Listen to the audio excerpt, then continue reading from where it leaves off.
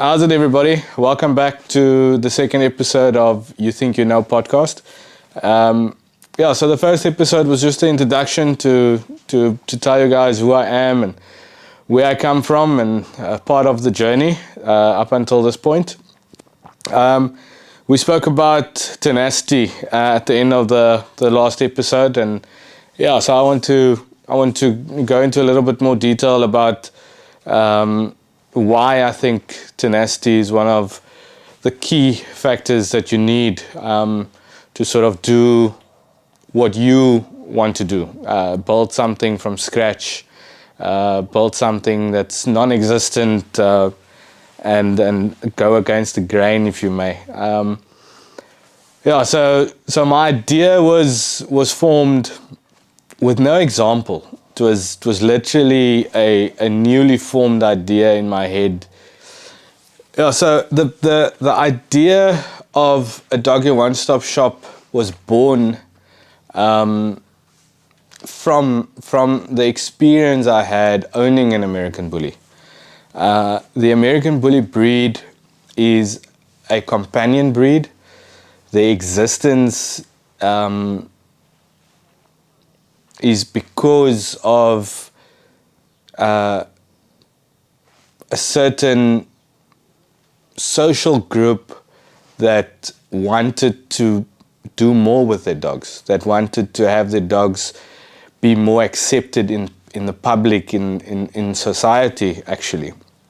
I'm not going to go into the history of the breed. That is something that you're more than welcome to look into, but and please don't hesitate to ask me questions, and if you want to learn more about the breed, this platform that I'm creating is not for the American Bully primarily, but I need to sort of give you an insight of how it came about. So I acquired this one female, my first female Storm, with no intention of breeding her. I acquired her by luck from. Today I can say it was the definition of a backyard breeder, where I got this dog from. And the experience of acquiring this dog that is now part of who I am, part of my family, she's literally an extension of who we are as a family. The purchase of her, when acquiring her, wasn't a joyful experience. It wasn't a luxurious experience like the breed is supposed to be represented. This is a fashion breed, it's a companion breed, it's an expensive breed. It's not a breed that should be purchased around the corner in disgusting circumstances. But I fell in love with the little puppy. She was the smallest dog of the litter. She was thin, she was infested with worms, and so the intention was never to breed her. All I knew was that she was an XL American Bully, and I knew her father, and there was questions around her mother's pedigree, and it was something that I obviously was blinded by the cuteness of this puppy that I now have, and I didn't really think about it until the point where I decided to look a little bit more into the breeding side of things, but nonetheless, it was a bad experience. The first 2 months of owning this dog was also. It was at some time. It was a heart-sore experience. It was a sad experience because we went through ups and downs with her from a health perspective because of the infestation of worms that she had and parasites, and we had to sort of rehabilitate this 6-week-old puppy. And yes, I said 6 weeks. I still till today can't believe that the so-called breeder let me take the dog away from his place or mommy at that young age, because that's out of the question when it comes to my dogs or my breedings that I do. I don't allow dogs to leave at least before 8 weeks. Because I believe mommy needs to teach them how to be a dog, and mommy needs to teach them certain things that only mommy can teach them, and we need to keep them in a safe and healthy environment, because they are still at a high risk at that age. So, but yeah, nonetheless, I got this dog, fell in love with her, started teaching her a few tricks, and it was just a learning curve for me.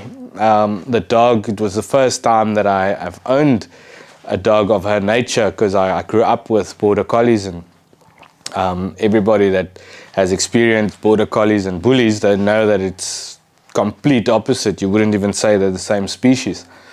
But as she was growing, she showed characteristics that was present in the breed standard, and at the time it was XL American Bully, and that was sort of what I was heading towards. And when she reached her age where it was appropriate for us to breed with her, I decided, okay, let's give it a go. But at this time, I was still with my previous employer, and there was no issues there. I was still working a 9 to 5, and this idea or dream was not even born, or there was no such thing of an idea. It didn't exist. And I did the first breeding with her. Puppies turned out very well, very nice. I had 9 puppies of that litter, and all of them sold. And like I said in the previous episode, the experience of selling them was a successful experience. It was a good experience. I had my first experience at whelping, and I enjoyed it. And yeah, so when I lost my job, I then decided to sort of make this idea sustainable, number one, and profitable at the end of the day, because nobody does anything for free.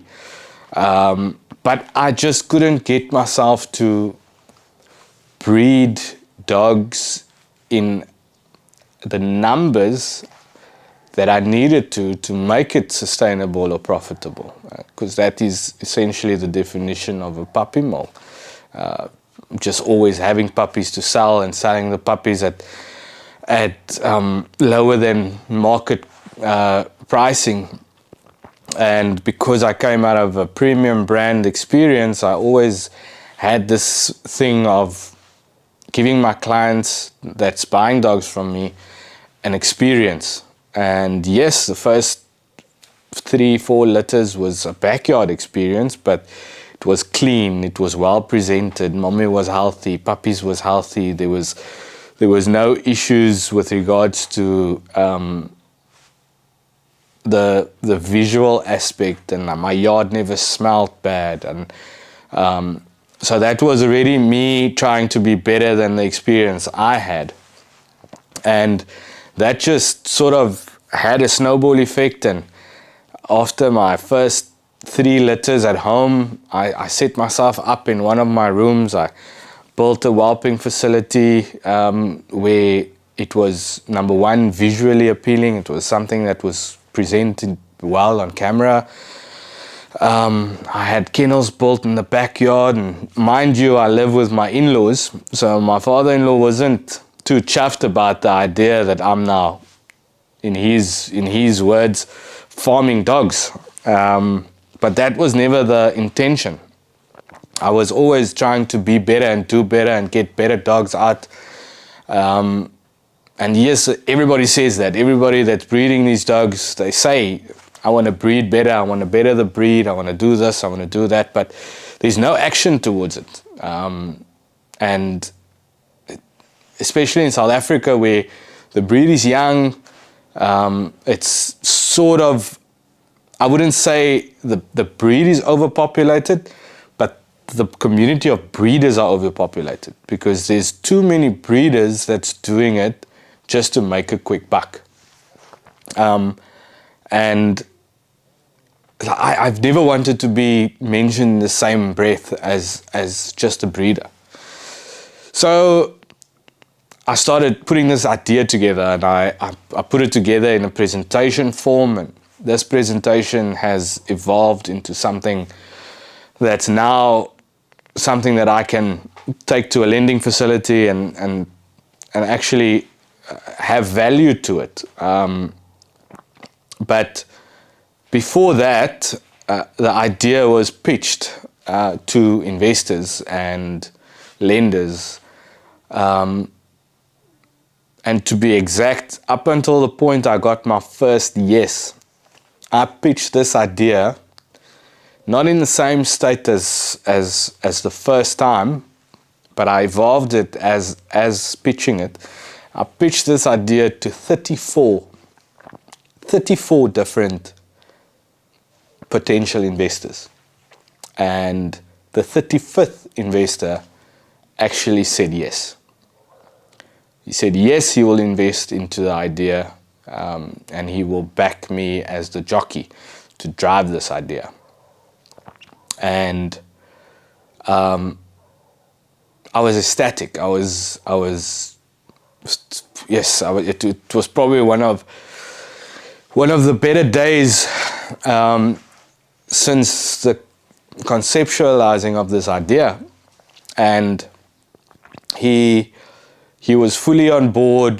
The idea was pitched to him at a different location to what we are at now, but it was from a size perspective and an end result, we would have been at a similar sort of setup, but the location was not the same as where we are now. And time went by, and this idea now became sort of alive, and I started getting quotes and spending money that I didn't have to draw up plans and do this, and engaged with the landlord that I was going to rent the land, and sort of signed off on the land already with just his word. I just got a yes, and I got his word to proceed with this idea. And when it sort of came time for money to come in so that the idea can sort of take shape, he told me, sorry, but he's unable to invest. One of his companies ran into some issues with SARS, and it was out of his control. He's unfortunately unable to go ahead with the agreed upon investment. So before that, obviously the yes that he gave me was probably 4 to 5 months before he pulled out. And I've now engaged with professionals, architects. I've engaged with lawyers, with accountants to make sure that the investment agreement and the partnership agreement was ready and in place for when the money comes into the account. It was a hole that I sort of dug myself, that I now needed to make a plan to get out of, because at the end of the day, those people delivered. I got my plans. The agreements was set up and ready. The landlord was understanding enough to say that I don't owe him anything, and because the land was vacant and it wasn't used and it wasn't something that he was losing out anything on, and it wasn't an advertised piece of land, so he wasn't really planning on getting an income from the land. So he understood, and he told me, good luck and on your way you go.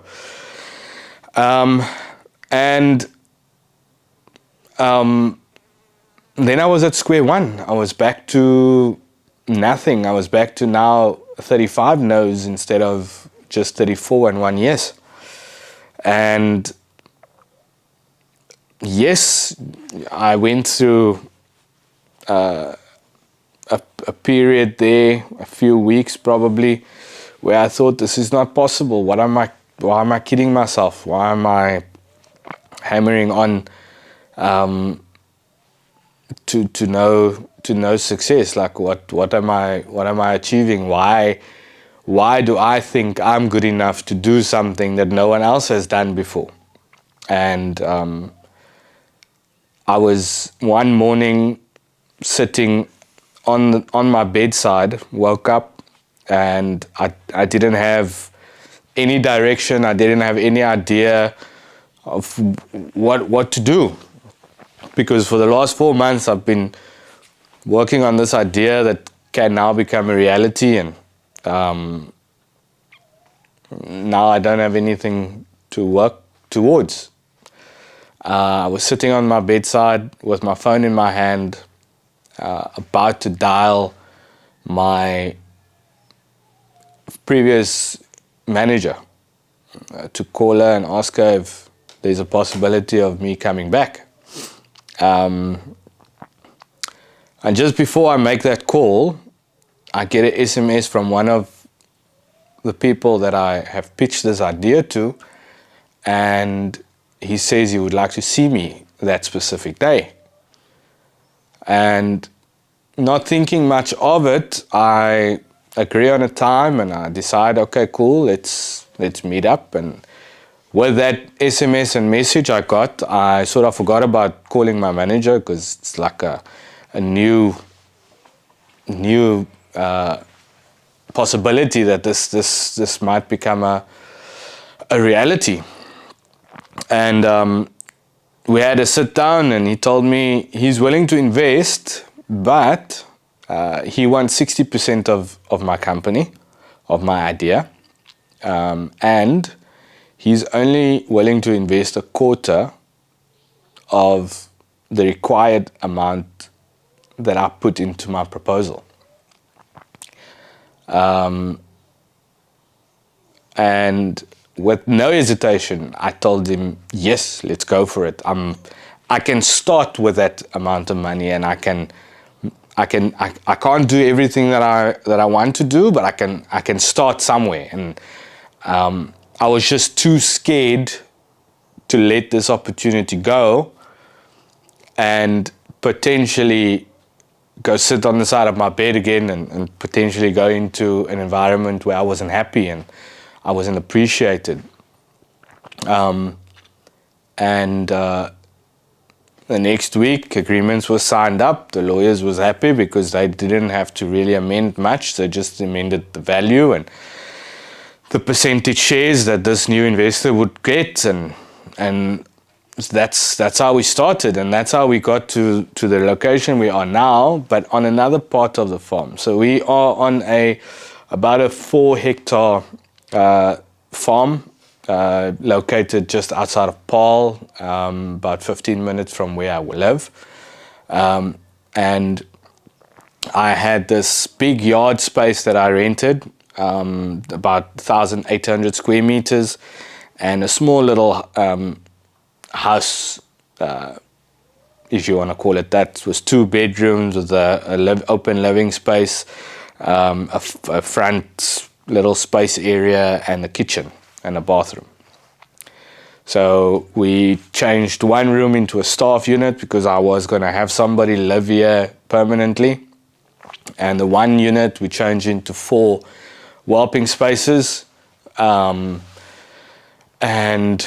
we built a few kennels outside, and the yard was already there. So we just made sure that the yard was neat and tidy, closed up where we needed be. And I had a breeding facility. We moved into that space on the 10th, between the 10th and the 12th of February of 2024. Yeah. We opened up with retail and so only retail. We did retail. We were obviously, I was part of the story that I need to tell is about Ultimate Canine Nutrition, which is also an element of the idea that made it possible. But that almost deserves its own episode. So we had a few brands that we were representing in our retail space, and we had a puppy area in the front of the space, and we had 2 more puppy areas in the back, and we had a few kennels, and it was a dream. Like, I was breeding away from home, so I'm technically not a backyard breeder anymore. Quickly realized that it's still not exactly the experience I want to sell. And we were looking at other options, because now that the idea is sort of there and there's physical element to it, the idea was easier to sell, and there was a little bit more interest from lenders and investors that wanted to come on board, because they saw how I sort of made this idea a reality. And we were looking at different spaces. And mind you that this was in winter of 2024. So we moved in February, and winter was May, June, July. So end of May, June, I started looking at different spaces and looking at a bigger opportunity that is more representative of my idea. And coincidentally, on the same property that my initial startup was this 495 square meter building that was vacant. It was not in use, with what used to be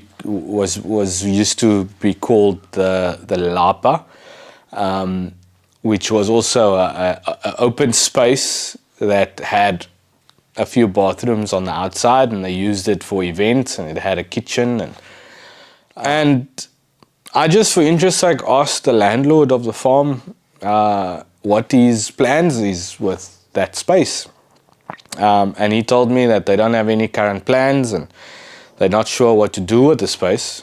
And I asked him, is there a possibility that I can move my operation from that other side of the farm to this space? And he said, we can definitely look into it. Obviously, I would need to pay a little bit more rent, and there's a lot of work to be done for me to make it possible to actually use it the way I want to. And I told him, look, I now have a little bit of funding, and I've got a clientele, and I've got this idea that needs to come alive. And he gave me his blessing, and he told me, let's give you a go and see if you can make that space usable, because we're not using it at the moment. Mind you, this building that I mentioned was actually the building where a few of the American Bully shows used to be hosted in the area. And now this building is essentially mine.